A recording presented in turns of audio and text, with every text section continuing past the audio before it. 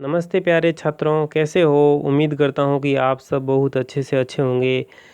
अगर आप कक्षा 10 में अध्ययन करते हैं, बोर्ड कक्षाओं को मद्देनज़र रखते हुए बिना समय व्यतीत किए अपनी आगे की पढ़ाई जारी रखना चाहते हैं, तो मेरा यह वीडियो आपके लिए बहुत हेल्प करेगा। आप बने रहिए मेरे साथ। मैं हिंदी से संबंधित प्रत्येक छोटी से छोटी समस्याओं का समाधान करने की पूरी कोशिश करूँगा। छात्रों, जब आप कक्षा 10 की हिंदी की पाठ्यपुस्तक क्षितिज को पढ़ना शुरू करते हैं तो पाठ्यपुस्तक पढ़ने से पहले उसके पाठ्यक्रम के बारे में आपको जानना नितांत आवश्यक है। आपसे निवेदन है कि एक बार पाठ्यपुस्तक का पाठ्यक्रम ज़रूर देख लें। अगर अभी भी आपने पाठ्यक्रम नहीं देखा है तो निवेदन करूंगा कि मेरा पिछला वीडियो जिसमें मैंने विस्तार से पाठ्यक्रम पर चर्चा की है, ज़रूर देखें।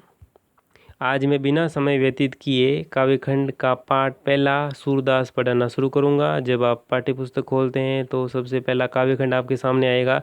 काव्यखंड का पहला ही पाठ है सूरदास। आप सभी इनके बारे में सामान्य जानकारी तो रखते ही होंगे। ये बहुत बड़े कृष्ण भक्त कवि है, ब्रजभाषा के अच्छे कवि है और इन्होंने हिंदी को बहुत कुछ दिया है। कक्षा 6 से इनके पद हिंदी में प्रचलित होते हैं।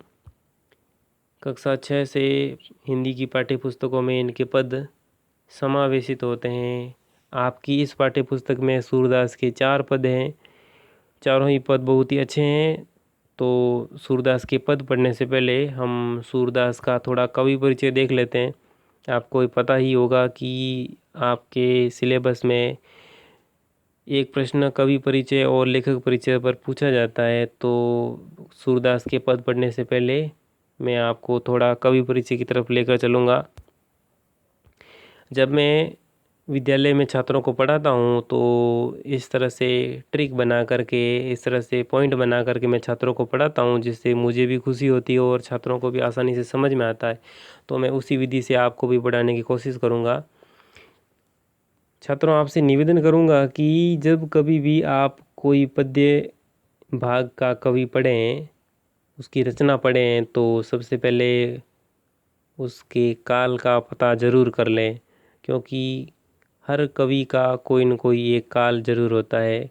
सूरदास भी भक्ति काल के कवि है। भक्ति काल की 2 शाखाएं मानी जाती है, सगुण भक्ति और निर्गुण भक्ति। इनमें ये सगुण भक्ति धारा के कवि है। सगुण भक्ति की भी 2 शाखाएं, कृष्ण भक्ति और राम भक्ति। तो उनमें ये कृष्ण भक्ति के प्रवर्तक कवि माने जाते हैं। एक बार रिवीजन कर लें। सूरदास भक्ति काल की सगुण भक्ति धारा के कृष्ण भक्ति शाखा के प्रवर्तक कवि, प्रमुख कवि माने गए हैं। इनके जन्म के बारे में 2 मत प्रचलित है। कुछ विद्वान कहते हैं कि इनका जन्म 1483 ईस्वी में आगरा और मथुरा के मध्य रुनकता गांव में हुआ था। तो कुछ विद्वान और कुछ पाठ्यपुस्तकों में इनका जन्म सन 1478 ईस्वी में दिल्ली के निकट सिही गांव में हुआ बताया जाता है। इनके पिता का नाम रामदास और कहीं रामचंद्र भी लिखा हुआ मिलता है। इनके गुरु महाप्रभु वल्लभाचार्य है। इनकी भाषा ब्रज है। इन्होंने ब्रज भाषा में कृष्ण भक्ति से संबंधित 3 ग्रंथ लिखे, जिनमें सूरसागर, सूरसारावली और साहित्य लहरी प्रमुख है। इनका दार्शनिक मत शुद्धाद्वैतवाद है।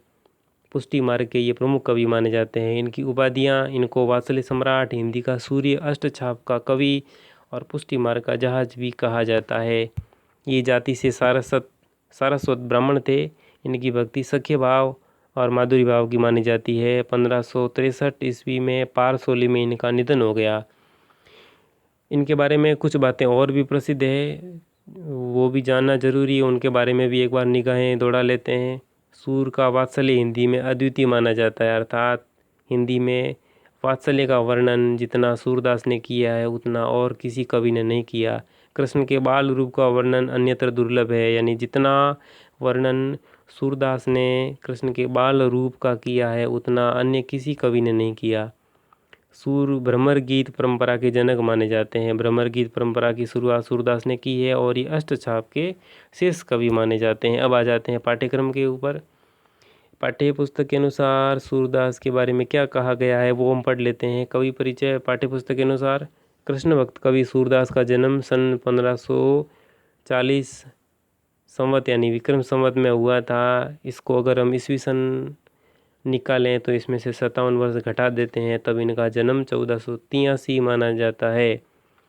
इनका जन्म आगरा और मथुरा के निकट रुनकता गांव माना जाता है। कुछ विद्वान दिल्ली के निकट सिही गांव को भी इनकी जन्मस्थली मानते हैं, जिसके बारे में मैं पहले चर्चा कर चुका हूँ। इनके पिता का नाम रामदास बताया जाता है। वार्ता साहित्य और भक्तमाली पुस्तकों के नाम है। इनके आधार पे ये सारस्वत ब्राह्मण कहे गए, किंतु साहित्य लहरी में इनकी पुस्तक है, उसमें एक पद है जिससे ये पृथ्वीराज के अमात्य यानी प्रधानमंत्री तथा राजकवि चंद्रवरदाई के वंशज ब्रह्मभट्ट मालूम होते हैं।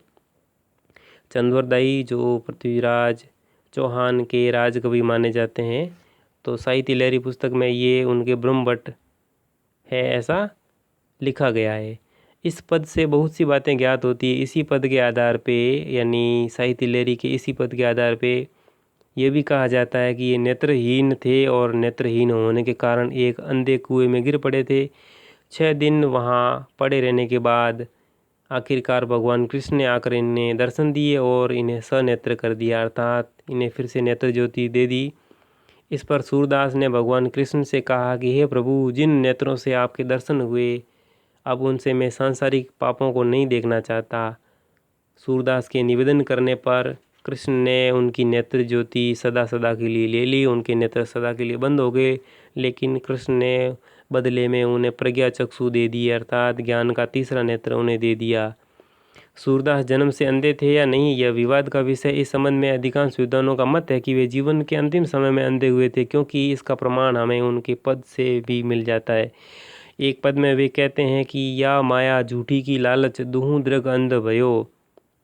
आचार्य वल्लभाचार्य ने अपने सिद्धांतों में सूरदास को दीक्षित किया और उसी समय से उनकी दासी भाव की भक्ति सख्य भाव में परिणित हो गई। कहने का तात्पर्य कि जब सूरदास वल्लभाचार्य के शिष्य नहीं बने थे, उससे पहले वह कृष्ण की भक्ति में दासी भाव से संबंधित पदों की रचना करते थे, लेकिन वल्लभाचार्य के शिष्य बनने के बाद दासी भाव के पदों को छोड़कर वे सख्य भाव की भक्ति वाले अपने पद लिखने लगे। अपने गुरु वल्लभाचार्य की आज्ञा अनुसार इन्होंने ईश्वर की कथा को भाषा में वर्णन करने का कार्य प्रारंभ किया। सूरदास की उपलब्ध 3 रचनाएं हैं, जिनमें सूरसागर, साहित्य लहरी और सूर सारावली प्रमुख है। सूरसागर इनका प्रमाणिक, अति उत्तम और श्रेष्ठ काव्य ग्रंथ है, जो इनकी कीर्ति को अक्षय रखने के लिए पर्याप्त है। सूरदास ने ब्रज भाषा का प्रयोग किया है। इनके पूर्ववर्ती यानी इनसे पहले किसी भी कवि की भाषा में काव्य छटा का न तो इतना साहित्यिक और न इतना सौंदर्यपूर्ण वर्णन हुआ है। सूरदास का पाठ परिचय।